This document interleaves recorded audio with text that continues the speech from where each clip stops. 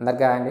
మన తెలంగాణ విద్యా కమిషన్ అయితే గవర్నమెంట్కి నిన్న విద్యా వ్యవస్థ మీద ఒక రిపోర్ట్ అయితే సబ్మిట్ చేయడం జరిగిందండి. ఇక ఆ రిపోర్ట్లో ప్రస్తుతం విద్యా వ్యవస్థలో ఉన్న లోపాలని పొరపాట్లను చెప్తూనే అదేవిధంగా విద్యా వ్యవస్థ బలోపేతానికి కావాల్సిన మార్పులు చేర్పులు చెప్తూ అదేవిధంగా పాటించాల్సిన కొత్త సూచనలు కూడా అందులో మెన్షన్ చేస్తూ అయితే రిపోర్ట్ ఇవ్వడం జరిగిందండి. సో ఆ రిపోర్ట్లో ముఖ్య సూచన ఏదంటే ఉపాధ్యాయులకు సంబంధించిన జీతాల గురించి కూడా అందులో మెన్షన్ చేయడం జరిగిందండి.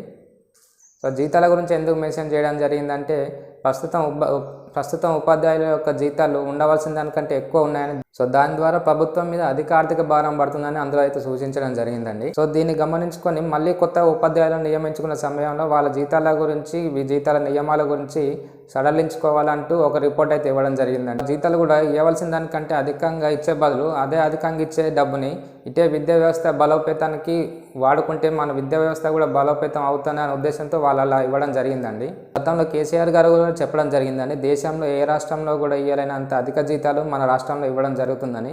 కాకపోతే అప్పుడైతే మనం ఎవరు నమ్మలేదు. కానీ ఇప్పుడైతే ఒక రిపోర్టే మనకు దాన్ని చూపించిందండి. ఉండాల్సిన జీతాల కంటే అధికంగా మన రాష్ట్ర ప్రభుత్వం జీతాలు ఇస్తుందని. ఒకవేళ ప్రభుత్వం కనుక ఆ సూచనను తీసుకొని దాన్ని అమలు చేసే పనిలో ఉన్నట్లయితే కొత్తగా ఎవరైతే టీచర్ జాబ్లోకి వెళ్తారో వాళ్ళకి ప్రస్తుతం ఉన్న శాలరీ కంటే కొంచెం తక్కువ శాలరీ వచ్చే అవకాశాలు అయితే ఉంటాయండి.